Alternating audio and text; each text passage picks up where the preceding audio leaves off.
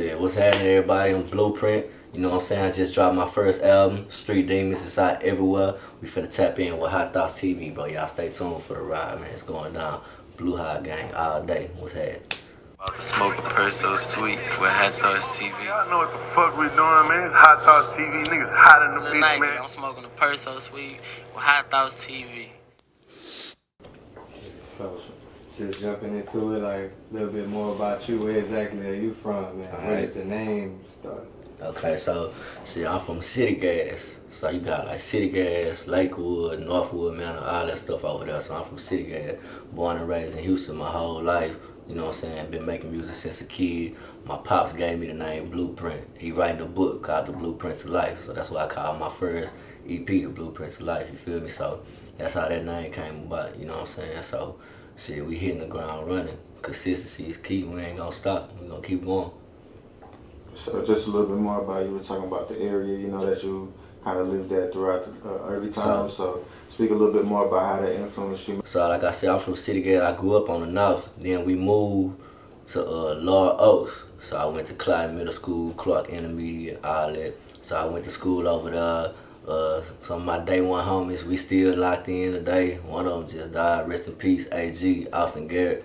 You know what I'm saying? But yeah, I'm from out that way. Shit, we came up, a lot of hooping in the cul-de-sac, a lot of playing ball, a lot of rapping, you know what I'm saying? AAU, you feel me? We just came up having fun, always being outside. Like, we ain't know what an iPad was, all that type of shit. And we was outside getting active, on bikes, fighting, playing ball, going from Laurel Oaks to Cranbrook to Blue Ash, you know, kicking it, having fun, you know what I'm saying? And shit, that's how a nigga grew up, you feel me? And eventually that led to other things, but we gonna get into all that, you know what I'm saying?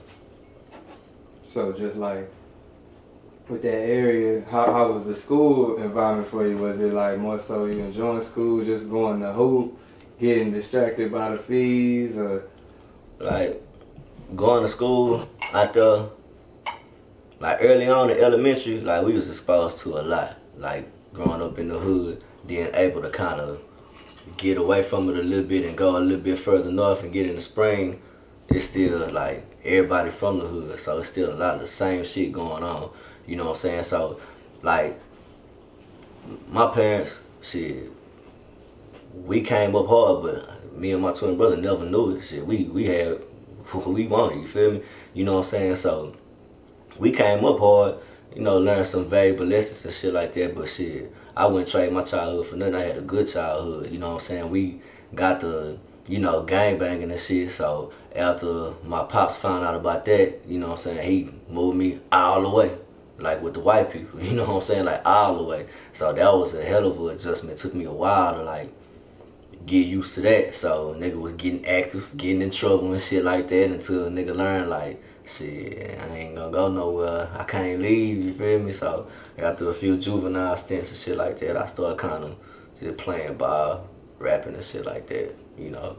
So it was cool, you feel me, like playing ball and shit like that, but the other side of it is though, when you go from an all black environment to an all white environment, it's like way more shit you gotta deal with. Like if you cold or something in football or something and all that type of shit, you gotta deal with like politics and boosters and shit, and that's a whole nother ball game. So a nigga just stay locked in on music in the streets, you know what I'm saying, not worry about it, it's gonna be what it's gonna be. So just to go back a little bit on the name too, Blueprint, like, is there a story behind that? Was it given to you like because you were always doing music and it was like the artist name, or it was just like a nickname? Shit, really, like for the longest, I ain't had no name. My nigga was just rapping, you know what I'm saying? I was just Austin, Lil Austin, you know what I'm saying? A Lil Tuffy, they used to call me Lil Tuffy, a boss hog. I was a little bossy ass nigga trying to run around and tell niggas what to do. Shit, I had my first little deal, I was 12 years old, Now Faith Records, Big Moodle, Lester Roy, Slim Thug, all them. You know what I'm saying? So when I started looking for a name and shit, my pops, you know what I'm saying, that nigga, he smart than a motherfucker. You know what I'm saying? He was like, shit, call yourself Blueprint. You know what I'm saying? I'm writing the book, The Blueprint to the Life. You can't build shit without a blueprint. All architects, they need a blueprint. So shit, the name stuck. You know what I'm saying? The Blueprint to Life. You need a blueprint, then a foundation. So that's how I got my name. That shit mean a lot to me. So you said that y'all had got to, if you're able to speak on it, if not, you know, we ain't got to. For sure.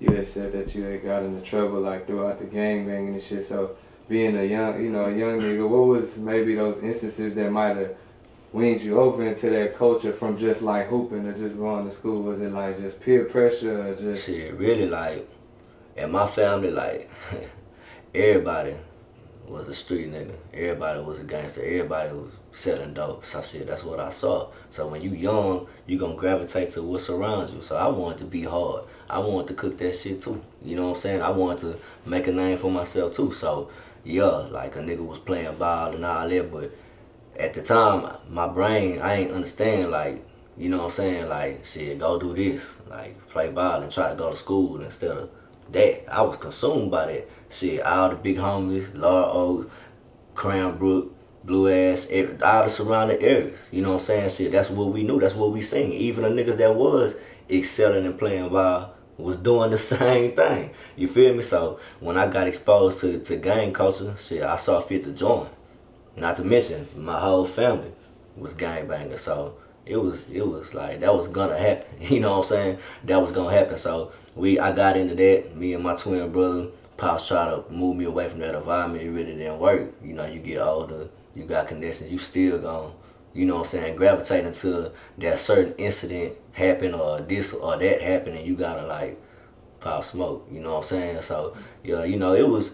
I had fun, like we played ball and all that, but we did a lot of running around and robbing and stealing too, you know what I'm saying? A lot of drugs, a lot of that too, but all in all, throughout all that, I learned a lot. I did a lot of that shit young, so the juvenile record was able to be expunged. By the time I turned 18 or 17, I really only had like one major charge, and I was able to shake that shit, you feel me? So Shit, with that being said, and seeing like the state of hip hop right now, and it seems like glorifying, you know, snitching or all that fake shit now, you know what I'm saying? Like, and somebody was at the studio the other day and they said that all this stuff that's being put on the front screen is not the street shit or not the real shit, you know what I'm saying? So what's your opinion in terms of that? Like, the music game kind of glorifying the shit that ain't really real. The nigga right. It's a lot of artists, or really our generation, period.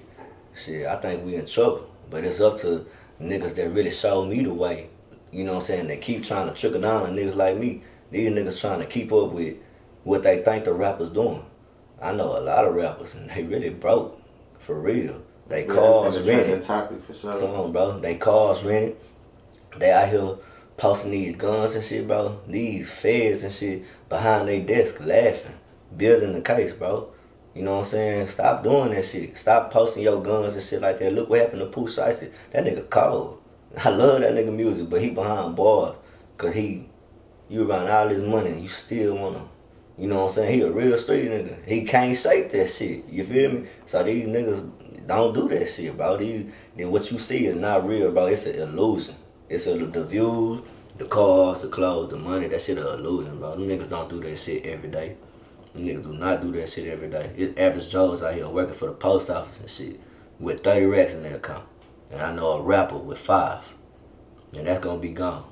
So just talking about finances, you can't ignore the fact being an artist, that's like damn near one of the most expensive lifestyles.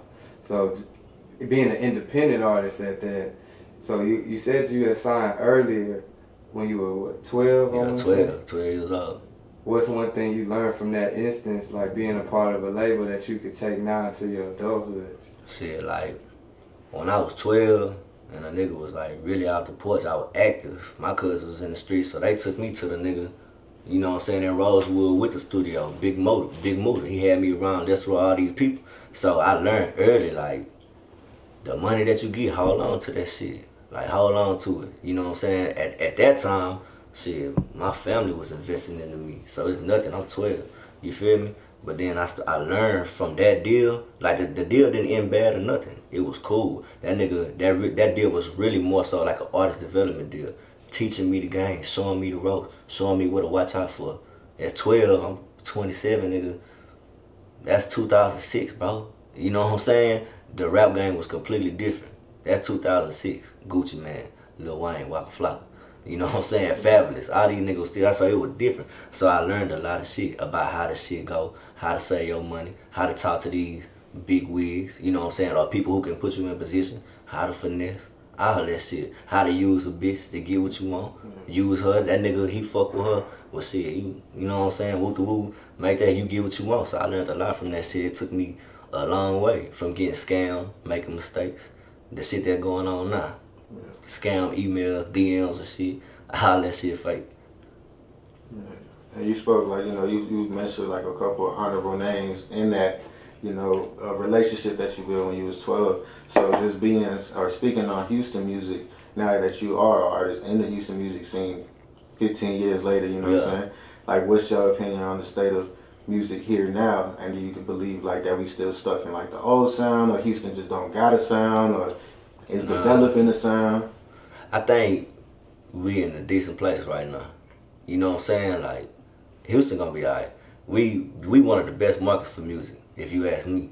You know what I'm saying? Now, you might have to go somewhere else to pop off a little bit, but you can develop a fan base here and take off. You know what I'm saying? So I ain't really worried about like who not supporting me and all this shit. I ain't got time to like bitch and complain about that. Part of being an artist is investing in yourself, nigga. Pay the money to get on the big platforms. Pay that shit. Go through a trusted source. So Houston good. From the music scene back then, so them same niggas telling me the shit that was gonna be happening right now. Willie D told me how the game was gonna be years later when I get grown. He told me that shit and it's the same thing going on. And to this day, Willie D showing me the road, showing me what I need to do, giving me sound advice. You know what I'm saying? So you know, Houston, it's a good market. Stunner Bam, shout out Stunner Bam, another nigga who give me knowledge, game. You know what I'm saying? Fuck with me way back in 2014. You know what I'm saying? Same thing. So Houston gonna be straight. We got a lot of artists that's popping. Some of them just can't get over the hump, but they gon' get over the hump, bro. You know how the game go.